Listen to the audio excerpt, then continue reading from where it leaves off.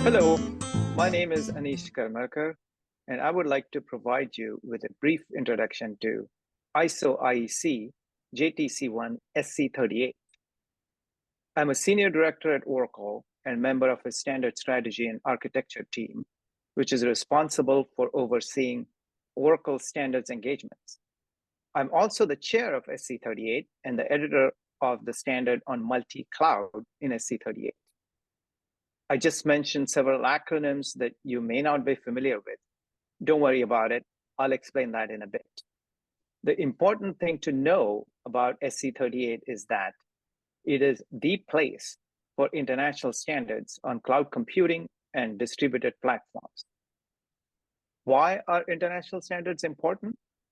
They provide basis for interoperability and portability, and for regulations and conformity assessment. They prevent fragmentation. Keep in mind that the World Trade Organization's Technical Barriers to Trade Agreement, or the TBTA, encourages international standards as a means to facilitate trade.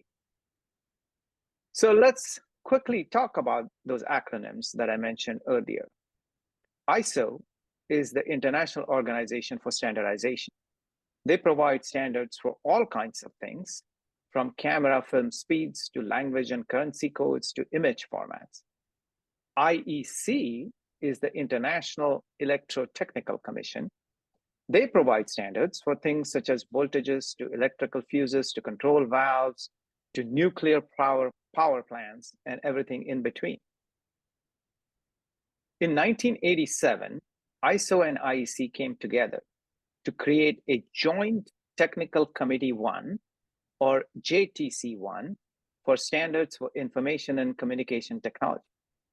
That is how we get ISO/IEC JTC1.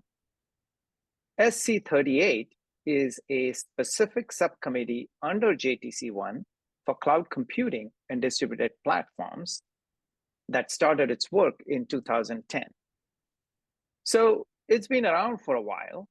Initially, it focused on web services and service-oriented architecture, or SOA. But now the focus is on cloud computing and distributed platforms. SC38 has participation from 50 countries, has 2 working groups, 2 advisory groups, and liaisons to several outside organizations. SC38's Advisory Group 1 is about stakeholder engagement and is responsible for two-way communication, educating the world about SC38 standards and getting input from stakeholders on what they need and what SC38 should be working on. Advisory Group 5 is about long-term strategy and deals with future work. This is where new ideas get incubated and socialized. Working Group 3 under SC38 is where work on standards on cloud computing fundamental goes on. Currently, they're working on, among other things, reference architectures, multi-cloud, federated cloud, cloud and edge networking landscape, and trustworthiness. Working Group 5 under SC38 is where work on data in cloud computing and related technologies is undertaken.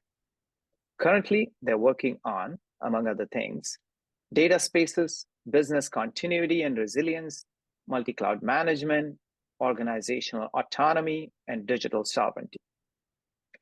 For future work, SC38 is looking into various topics, including those related to cloud computing as a critical infrastructure, sustainability, relationship with open source community, management system standards, interoperability, and portability.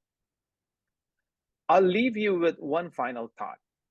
SC38's consensus-based international standards create, affect, and coalesce markets, underpins conformance requirements and guidance, affect regulation, compliance, and policies worldwide in the area of cloud computing and distributed platforms.